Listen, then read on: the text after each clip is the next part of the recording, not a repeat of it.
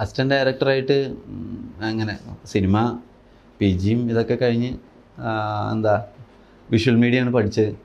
അത് കഴിഞ്ഞിട്ട് എന്ത് ചെയ്യണമെന്നൊന്നും അറിയില്ല. അപ്പോൾ ഇങ്ങനെ ഓരോ ജോലികളൊക്കെ പല ജോലികൾ 2 വർഷം കൊണ്ട് ഒരു 4 ജോലി ചെയ്ത് എല്ലായിടത്തും മറ്റേ ഇത് നമുക്ക് പറ്റിയ പണിയല്ല എന്ന് തോന്നിയിട്ട് മാറി നടന്ന് സിനിമ ആഗ്രഹമുണ്ടായിരുന്നു. അങ്ങനെ ഇങ്ങനെ സിനിമയുടെ പിറകെ തന്നെ നടന്നു. അപ്പോൾ എൻ്റെ ഫ്രണ്ട് ഇപ്പോൾ എൻ്റെ റൈറ്റർ രവിശങ്കർ എന്ന് പറഞ്ഞിട്ട്, ഇപ്പോൾ രവിശങ്കർ ഇപ്പോൾ ഞാൻ ചെയ്യുന്ന പടത്തിൻ്റെ റൈറ്ററാണ്. അപ്പോൾ രവിശങ്കർ ഒരു ഷോർട്ട് ഫിലിം ചെയ്തു. അപ്പോൾ ആ ഷോർട്ട് ഫിലിമിൽ ഞാൻ ഉണ്ടായിരുന്നു ചീഫ് അസോസിയേറ്റ് ആയിട്ട്.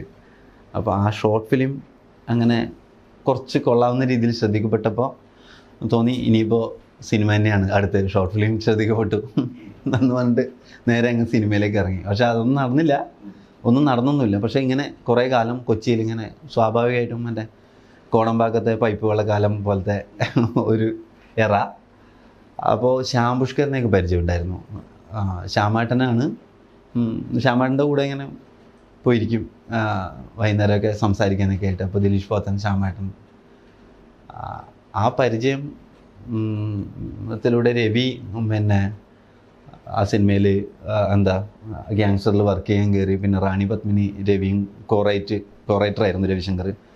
അപ്പോൾ കൂട്ടത്തിലുണ്ടായിരുന്നതാണ് ഞാൻ.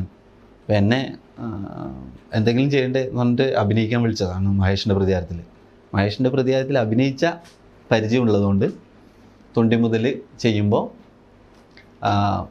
എന്താ കാസർഗോഡൻ പശ്ചാത്തലത്തിലാണ് ആ സിനിമ ചെയ്യുന്നതെന്ന് പോത്തൻ തീരുമാനിച്ചതുകൊണ്ട് ഞാനതിൽ അസിസ്റ്റൻറ്റ് ഡയറക്ടറായിട്ട് വർക്ക് ചെയ്യാൻ കയറി. അങ്ങനെയാണ് അസിസ്റ്റൻറ്റ് ഡയറക്ടറാവുന്നത്.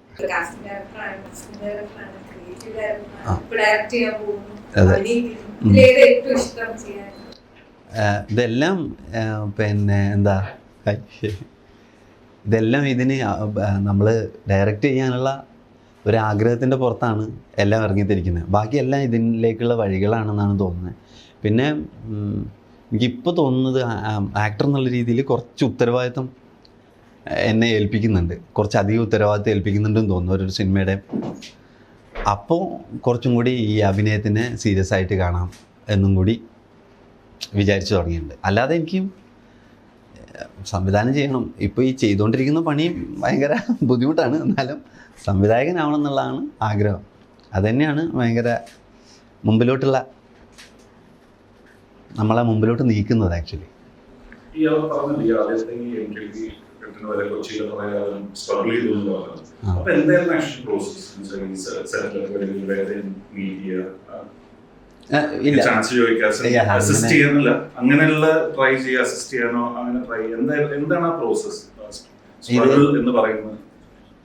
നമ്മൾ ആക്ച്വലി എങ്ങനെയാണ് ഇത് ശ്രമിക്കേണ്ടത്, ഇതിപ്പം ഇപ്പോഴും ചോദിക്കും. പുതിയ ചെറുപ്പക്കാരൊക്കെ നമ്മളോട് ചോദിക്കും നമ്മൾ എന്താണ് സിനിമയിൽ ചെയ്യാൻ വേണ്ടി ശ്രമിക്കേണ്ടതെന്ന്. അങ്ങനെ അതിന് യാതൊരു നിയതമായ വഴിയുമില്ല. ഇത് നമ്മൾ എന്താ ഞാനൊക്കെ ഇവിടെ വന്നത് ആ ഷോർട്ട് ഫിലിം കഴിഞ്ഞ് കഴിഞ്ഞപ്പോൾ ഒരു കോൺഫിഡൻസ് പിന്നെ ഇനി പറ്റുമായിരിക്കും എന്നൊക്കെയുള്ളൊരു തോന്നിയിട്ട് ഇവിടെ വന്ന് നിൽക്കുക. പിന്നെ എന്താ ചെയ്യുക എന്ന് വെച്ച് കഴിഞ്ഞാൽ സ്വാഭാവികമായിട്ടും നമ്മൾ സിനിമ ആഗ്രഹിച്ച് നിൽക്കുന്ന ആൾക്കാരെന്നുള്ള നിലയ്ക്ക് നമ്മളുടെ അടുത്തേക്ക് ആ സമയത്ത് ഷോർട്ട് ഫിലിംസിൻ്റെയൊക്കെ കണക്ഷൻസൊക്കെ കുറച്ചധികം ഉണ്ടായിരുന്നു. ആ സമയം മറ്റേ ഷോർട്ട് ഫിലിംസ് ഒന്ന് ബൂം ചെയ്ത് നിൽക്കുന്ന സമയം, ബേസിലൊക്കെ ആദ്യം ഷോർട്ട് ഫിലിമൊക്കെ എടുത്ത് തുടങ്ങുന്ന ആ സമയമൊക്കെ പ്രിയംവദ കാതരയാണ് സമയം. അങ്ങനെയുള്ള കുറച്ച് കണക്ഷൻസ് ഉണ്ടാവും. പിന്നെ ഇവിടെ ഞങ്ങൾ വേറൊരു വലിയൊരു ഐഡിയ ഒക്കെ ആയിട്ടാണ് വന്നത് ഇങ്ങോട്ടേക്ക്. അത് ഇവിടെ യാഥാർത്ഥ്യം തിരിച്ചറിയുമ്പോൾ അത് മറ്റേ ഭയങ്കര പൊട്ടത്തരാണെന്ന് മനസ്സിലായി. അങ്ങനെ അതൊക്കെ നിർത്തിയതാണ്. പിന്നെ കുറച്ച് ഡിസൈൻസ് ചെയ്തിരുന്നു, കുറച്ച് പരസ്യങ്ങളുടെ. പിന്നെ പഠിച്ചതിൻ്റെ ഭാഗമായിട്ട് ഫോട്ടോഗ്രാഫി അറിയാവുന്നതുകൊണ്ട് പല ആൾക്കാരുടെ ക്യാമറ എടുത്തിട്ട് ഫോട്ടോസൊക്കെ എടുക്കാൻ വേണ്ടി പോകും. എന്ന് വെച്ച് കഴിഞ്ഞാൽ ചില ഹോട്ടൽസിൻ്റെ ഇൻറ്റീരിയർ ഫോട്ടോഗ്രാഫി അങ്ങനെയൊക്കെ ചെയ്തിട്ട് അങ്ങനെയുള്ള വരുമാനം. പിന്നെ എഡിറ്റിങ്ങും പഠനത്തിലുണ്ടായിരുന്നതുകൊണ്ട് ഈ സ്കൂളിൻ്റെയൊക്കെ ഡോക്യുമെൻ്ററീസൊക്കെ ഉണ്ടാവില്ലേ, അങ്ങനെയുള്ള ചെറിയ ഡോക്യുമെൻ്ററീസൊക്കെ ചെയ്യും. ഇതൊക്കെയാണ് വരുമാന മാർഗ്ഗങ്ങൾ. ബാക്കി എന്താ ഈ സിനിമയിലേക്ക് ശ്രമം എങ്ങനെയാണെന്ന് വെച്ച് കഴിഞ്ഞാൽ അമലേട്ടൻ്റെ വീടിൻ്റെ അടുത്തായിരുന്നു ഞങ്ങൾ താമസിച്ചുകൊണ്ടിരുന്നത്. അപ്പോൾ ദിവസം അതിൽ പോകുമ്പോൾ മറ്റേ അവരുടെയൊക്കെ കാറുകൾ അവിടെ നിർത്തിയിട്ടുണ്ടാവും. അവരൊന്നെങ്കിലും ഷട്ടിൽ കളിക്കുന്നുണ്ടാവും, അപ്പോൾ അവിടെ നോക്കി നിൽക്കും. അല്ലാതെ വേറെ പ്രത്യേകിച്ച് ശ്രമമൊന്നും സിനിമാക്കാരൊക്കെ അടുത്തുണ്ടല്ലോ. കാസർഗോഡ് നിന്ന് വരുമ്പോൾ ഇതൊന്നും അങ്ങനെ ആയിരുന്നില്ലല്ലോ. അപ്പോൾ കുറച്ചും കൂടി അടുത്തെത്തി എന്നുള്ളൊരു തോന്നലുണ്ട്. അങ്ങനെ സർവൈവ് ചെയ്തുകൊണ്ടിരിക്കുക. അതൊരു സമയമാകുമ്പോൾ നടന്നതാണ്. ഞാൻ പറയുന്നത് നമ്മളെ ഭയങ്കരമായിട്ട് ആഗ്രഹിച്ചുകൊണ്ടിരിക്കുകയല്ലേ. അപ്പോൾ എല്ലാം അതുമായിട്ട് ഇങ്ങനെ കണക്ട് ചെയ്ത് തന്നെ വരും. അങ്ങനെ നടന്നതാണ്. എന്താ പിന്നെ ചാൻസ് ചോദിച്ച് നടക്കുക എന്ന് പറയുന്ന അങ്ങനെ ഉണ്ടായിട്ടില്ല. ചാൻസ് ചോദിച്ച് നടക്കുന്നില്ല, ഇവരായിട്ട് ഒരു ആ സർക്കിളിലോട്ട് എൻട്രി കിട്ടിയോ? ശ്യാമേട്ടന് ഷോർട്ട് ഫിലിമൊക്കെ, ഞങ്ങളുടെ ഷോർട്ട് ഫിലിം ഇഷ്ടമായതുകൊണ്ട്, പിന്നെ പിള്ളേരാണല്ലോ ഞങ്ങളിങ്ങനെ വട്ട് പറഞ്ഞുകൊണ്ടിരിക്കുന്നു, സിനിമകളുടെ നമ്മളുടെ ഓരോരോ കോൺസെപ്റ്റുകളൊക്കെ പറഞ്ഞുകൊണ്ടിരിക്കുന്നു. അപ്പോൾ അതൊക്കെ കേട്ടുകൊണ്ടിരിക്കാൻ വേണ്ടിയിട്ട് ശ്യാമേട്ടൻ ഒക്കെ വൈകുന്നേരങ്ങളിലൊക്കെ ഇവരൊക്കെ ഇരിക്കുന്ന സദസ്സിലേക്ക് വിളിക്കും. അതാണ് നമുക്ക് എനിക്ക് തോന്നുന്നു ആകെ ഉണ്ടായിരുന്ന അങ്ങനെ സൗഹൃദ സദസ്സ്. മുന്നോട്ടുള്ള വേറൊരു, പക്ഷെ അവരോട് അങ്ങനെ നമ്മളത്രയും നമ്മളെ ആക്സെപ്റ്റ് ചെയ്തിരിക്കുന്ന സ്ഥലത്ത് നമ്മളങ്ങനെ ചാൻസ് ചോദിക്കും, അത് വഷളാക്കണ്ടെന്ന് വിചാരിച്ചിട്ട് അങ്ങനെ അവരോടൊന്നും ചോദിച്ചില്ല. പക്ഷേ നമ്മളിങ്ങനെ നിന്നുകൊണ്ടിരിക്കുകയാണ്, അത് കാര്യമായിട്ട് തന്നെയാണ് ശ്രമിക്കുന്നതെന്നൊക്കെ തോന്നിയതുകൊണ്ടായിരിക്കാം അവരെന്നെ വിളിച്ചു സിനിമ പരിപാടികളിലേക്ക് കൂടെ നിർത്താൻ വേണ്ടിയിട്ട്. അങ്ങനെ കുറേ കാലം അവിടെ സേഫായിരുന്നു. അങ്ങനെ സംഭവിച്ചത്. ആക്ച്വലി അഭിനയമൊക്കെ ഇതിൻ്റെ പാർട്ടായിട്ട് നടന്ന. ഞാൻ ചാൻസ് ചോദിച്ചിട്ടില്ല. ഞാൻ ലിജോ ജോസ് പെല്ലിശ്ശേരിനെയാണ് വിളിച്ച് ചാൻസ് ചോദിച്ചിട്ടില്ല. പക്ഷെ പുള്ളി അപ്പം എന്ന് വെച്ച് കഴിഞ്ഞാൽ വേറെ ആരോടും അങ്ങനെ കഥ പറയാനൊക്കെ പോയിട്ടുണ്ട്, കുറച്ചധികം കഥ പറയാൻ പോയിട്ടുണ്ട്. വേറെ ആരോടും അങ്ങനെ ചോദിച്ചതായിട്ട് ഇല്ല. LJPയോട് ചോദിച്ചു. അപ്പോൾ പുള്ളി ഞാനിപ്പോൾ എടുക്കുന്നില്ല, എന്തെങ്കിലും ഒരു മറുപടി വരും. അപ്പോൾ നമ്മൾ വീണ്ടും, അതായത് അത് ഒരു ചോദ്യത്തിന് തന്നെ ഒരു മാസമൊക്കെ കഷ്ടപ്പെട്ടിട്ട് കരുത്തുണ്ടാക്കിയിട്ടാണ് ചോദിക്കുന്നത്, വിളിക്കുക എന്നൊക്കെ പറയുന്നത്. അസിസ്റ്റൻ്റായിട്ടാണ് ചോദിച്ചത്. അതെ, അത് അങ്ങനെ. പിന്നെ പുള്ളിയുടെ സിനിമകളിൽ നിന്നൊക്കെ അഭിനയിക്കാൻ വിളി വന്നു. അങ്ങനെ പിന്നെ ആ ബന്ധം നന്നായി ആക്ച്വലി. ഓക്കെ, രാജേഷ് ഒരു കാസ്റ്റിംഗ് ഡയറക്ടറും കൂടെ ആണല്ലോ. നമ്മുടെ സെന്നയുടെ പടത്തിന്റെ കാസ്റ്റിംഗ് ഡയറക്ടർ ആയിരുന്നല്ലോ. അതെ. അപ്പോൾ ഈ കാഞ്ഞങ്ങാട് നിന്ന് അല്ലെങ്കിൽ കാസർഗോഡ് ഭാഗത്തു നിന്നൊക്കെ ഉള്ള ആക്ടേഴ്സ്, അപ്പോൾ രാജേഷ് വന്നപ്പോൾ കുറച്ച് കഷ്ടപ്പാടുണ്ടായിരുന്നായിരിക്കുമല്ലോ. അവിടെ നിന്ന് വന്നിട്ട് കൊച്ചിയിൽ ഒരു സെറ്റപ്പ് ബേസ് ചെയ്ത് എസ്റ്റാബ്ലിഷ് ചെയ്ത് ഒരു സിനിമയിൽ ഒരു സ്ഥാനം എടുത്ത്.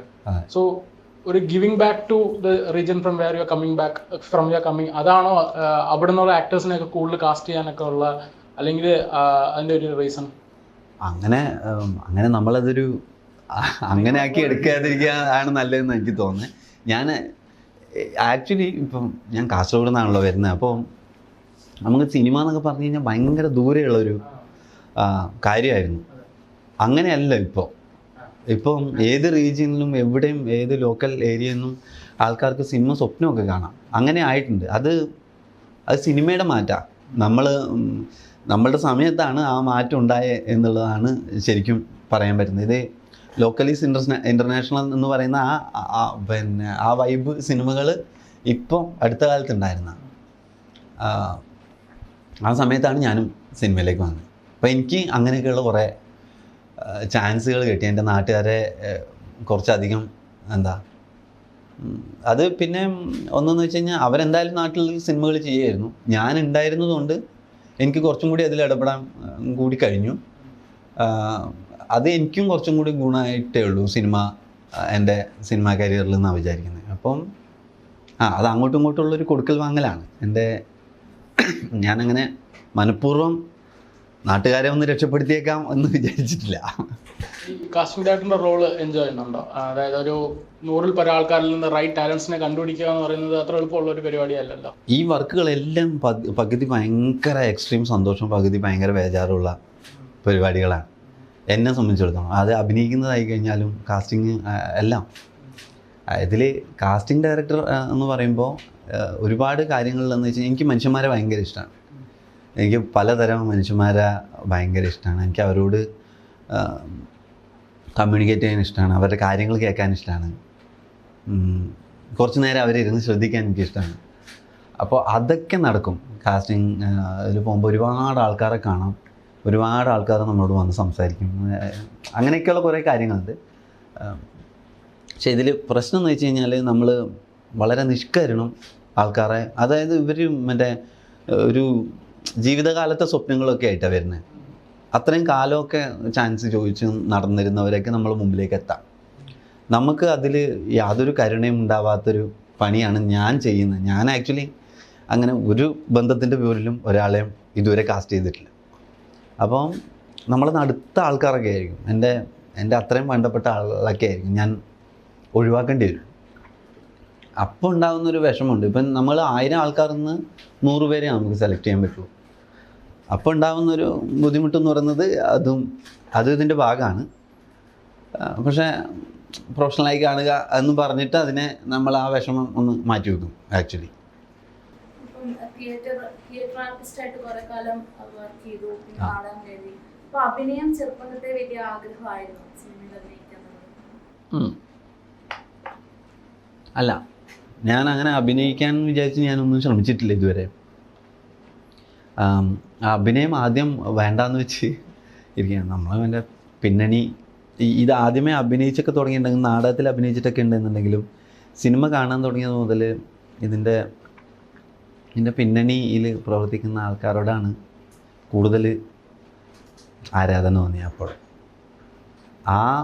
അങ്ങനെയാണ് സിനിമയിലേക്കൊക്കെ ഒരു സീരിയസ് ആയിട്ട് കാണാൻ തുടങ്ങിയ സമയം മുതൽ ഞാൻ പിന്നണി പ്രവർത്തകനാവാൻ ആഗ്രഹിച്ചത്. അപ്പോൾ ശ്യാമേട്ടൻ അതിന് മുമ്പ് ഒരു സിനിമയിൽ മറ്റേ എന്തെങ്കിലും അഭിനയിക്കുന്നോടാ എന്നൊക്കെ ചോദിച്ചിട്ട് ഞാൻ പറഞ്ഞു ഞാൻ അഭിനയിക്കുന്നില്ല ശ്യാമേട്ടൻ, അഭിനയിക്കാനല്ലല്ലോ എന്നൊക്കെ പറഞ്ഞിട്ട് ജാടയൊക്കെ ഇട്ട് നിന്നതാണ്. അത് പിന്നെ അഭിനയിച്ചില്ലെങ്കിൽ പിന്നെ ഇവിടെ ജീവിക്കാനൊന്നും പറ്റില്ല. മറ്റേ ഏതെങ്കിലും റോളൊക്കെ എടുത്ത് ചെയ്ത് കഴിഞ്ഞാൽ വരുമാനം ഒന്നുമില്ലല്ലോ, ഒരു ഇങ്ങനെ ഇതിനു വേണ്ടി നിൽക്കുകയാണല്ലോ. അപ്പോൾ അഭിനയം പിന്നെ എന്തായാലും തിരഞ്ഞെടുക്കാം. ഒരു ദിവസം രാത്രി ഇങ്ങനെ ഇരുന്ന് സംസാരിച്ചപ്പോൾ മഹേഷിൻ്റെ പ്രതികാരത്തിൽ അഭിനയിക്കുന്നത് എല്ലാവരും കൂടി ഇരിക്കുമ്പോഴാണ് പറഞ്ഞത്, നീ ഇവനെ അഭിനയിക്കാമല്ലോ, ഇവനെ അഭിനയിപ്പിച്ചൂടെ പിടിച്ചിട്ട് എന്നൊക്കെ നായരേട്ടൻ പോത്തണ്ണോട് പറയും. പോത്തണ്ണൻ പറഞ്ഞു ഇവനെ അഭിനയിപ്പിക്കാം. അപ്പോൾ ശ്യാമേട്ടൻ പറഞ്ഞു ഓനെ അഭിനയിക്കൂല, ഓൻ മറ്റേ ജാട പിടിച്ച് നിൽക്കുകയാണ്. അങ്ങനെ അന്ന് തീരുമാനിച്ചത് അഭിനയിക്കാമെന്ന്. അങ്ങനെ അഭിനേതാവായതാണ്. പിന്നെ അത് വന്നത് ഞാൻ അഭിനയിക്കേണ്ടെന്നൊന്നും തീരുമാനിച്ചിട്ടില്ല. നാടകമൊക്കെ ഉള്ളതുകൊണ്ട് എപ്പോഴെങ്കിലും മറ്റേ ലാൽ സാറൊക്കെ അഭിനയിക്കുന്നതൊക്കെ കാണുമ്പോൾ ഒരു ഭയങ്കര ഇഷ്ടം തോന്നിയിരുന്നു. പുള്ളീനെ ആദ്യം മുതൽ കാണുമ്പോൾ മുതലേ ഭയങ്കര കളിയാട്ടത്തിൽ കാണുമ്പോൾ മുതൽ ഭയങ്കര ഇഷ്ടം തോന്നിയിരുന്നു. അപ്പോൾ അങ്ങനെ വലിയൊരു സംവിധായകനൊക്കെ ആയതിനു ശേഷം അഭിനയിച്ചൊക്കെ തുടങ്ങണം എന്നൊക്കെ വിചാരിച്ച് നിന്നതാണ്. പക്ഷേ ഇങ്ങനെയൊക്കെ ആയി. 15 വർഷം കൊച്ചിയിൽ കുറെ പരിശ്രമിച്ചായിട്ടാണ് സിനിമയിലെത്തുന്നത്. ഇപ്പൊ ഈ ഈവനിങ് ഡിസ്കഷൻസ് ഒക്കെ ഉണ്ടാവാറുണ്ടായിരുന്നു, ചാമ്പ്യനൊക്കെ പങ്കെടുക്കാറുണ്ട്. അങ്ങനെയാണ് സിനിമയിലേക്ക് എൻട്രി. ഇങ്ങനെ ഒരു വാർഡിൽ എല്ലാവരുടെ മുമ്പിലും ഉണ്ടോ ഇങ്ങനത്തെ ഈവനിങ് ഡിസ്കഷൻസ് ഒക്കെ? എല്ലാ രീതിയിലുള്ള ആൾക്കാരും പങ്കെടുക്കുന്ന സ്ഥലമാണോ? അല്ല, ഓരോ ആൾക്കാരുടെ ഓരോരോ വഴിയാണല്ലോ. നമ്മൾ മറ്റേ ഇപ്പോൾ ഞങ്ങളിവിടെ സിനിമേനെ ആഗ്രഹിച്ച് വന്നു. അപ്പോൾ പിന്നെ എന്തോ ഒരു കാര്യം കൊണ്ട് ശ്യാമേട്ടൻ നമ്മുടെ ഷോർട്ട് ഫിലിം കണ്ടിട്ടുണ്ടായിരുന്നു. പിന്നെ ഉണ്ണിമായ ഞങ്ങളുടെ ഷോർട്ട് ഫിലിമിൽ വർക്ക് ചെയ്തിട്ടുണ്ടായിരുന്നു. ഉണ്ണിമായ ഞാനും രവിയും ഒക്കെയാണ് ഉണ്ടായിരുന്നത്. അപ്പം ഞങ്ങൾ സുഹൃത്തുക്കളാണ്. അപ്പം ആ ഒരു പോർഷൻ അവിടെ ഉണ്ട്. നമ്മൾ എന്തായാലും സിനിമ തന്നെ ചെയ്യുള്ളൂ. മറ്റേ ഇപ്പം ഞാൻ ദുബായ് കഥയൊക്കെ പറഞ്ഞിട്ടുണ്ടെന്നുണ്ടെങ്കിലും കുറേ കാലങ്ങളോളം ഇങ്ങനെ തന്നെ വെയിറ്റ് ചെയ്ത് നിൽക്കുകയായിരുന്നു. സിനിമ ചെയ്യുക എന്നുള്ളത് തന്നെയായിരുന്നു ആഗ്രഹം. അതിനിങ്ങനെ നിരന്തരം ശ്രമിച്ചുകൊണ്ടിരിക്കുക എന്ന് പറഞ്ഞു കഴിഞ്ഞാൽ ഇപ്പം ഈ എല്ലാവരും പോയി ഇവിടുന്ന് ഒരു ചാൻസ് ഉണ്ടോ അങ്ങനെ ചോദിക്കാൻ തന്നെ അല്ല ശ്രമം. തരത്തിൽ നമുക്ക് ശ്രമിക്കാം. അപ്പോൾ നമ്മൾ ഇതിൻ്റെ ചുറ്റുവട്ടം തന്നെ ഉണ്ടായിരുന്നു. അപ്പോൾ ഞാൻ ഈ മീഡിയയിലും ഇതൊക്കെ വർക്ക് ചെയ്തുകൊണ്ടായിരുന്നതാണ്. ഞങ്ങൾ ആദ്യം എഴുതിയിട്ടാണ് തുടങ്ങിയത്. എഴുതി കഥ പറയാൻ പോകലായിരുന്നു കുറച്ച് കാലം. അതൊരു ശ്രമമായിരുന്നു. പറയുന്നത് എല്ലാവർക്കും ശ്രമിക്കാനുള്ള വഴികളുണ്ട്. നിങ്ങൾ ആദ്യം കുറച്ച് മറ്റേ ഇതിൻ്റെ ആഗ്രഹത്തിന് ഇറങ്ങി പുറപ്പെടുന്നതിന് മുമ്പ് കുറച്ചും കൂടി പഠിച്ചെങ്കിൽ നല്ലതാണ്. അതാണ് എനിക്ക് പറയാനുള്ളത്. എല്ലാവരും കുറച്ച് നിങ്ങൾ ഇതിനെക്കുറിച്ച് പഠിക്കുന്നത് നല്ലതായിരിക്കും എന്നാണ്. ഇതങ്ങനെ ചില്ലറൊരു പരിപാടിയല്ലല്ലോ. ഇങ്ങനെ പെട്ടെന്ന് പോയി എല്ലാവർക്കും മറ്റേ ലോട്ടറി അടിക്കുന്ന പോലെയാണ് സിനിമക്കാരനാവണം എന്നുള്ള ആഗ്രഹം. നേരെ പോയി നാളെ ഒരു സിനിമയിൽ നായകനായി മറ്റേ അങ്ങനെ ആഗ്രഹിക്കാതിരിക്കുക കഴിയുന്നതും. കുറച്ച് അത് ഈ സിനിമ എന്ന് പറഞ്ഞ ഒരു ഭ്രമ, അതിൻ്റെ ഒരു ഏരിയ ഉള്ളതുകൊണ്ട് ആൾക്കാർക്ക് പെട്ടെന്ന് അങ്ങനെ തോന്നും. സ്വാഭാവികമാണത്. പക്ഷെ അത് നല്ലതല്ല എന്നാണ് പറയാനുള്ളത്.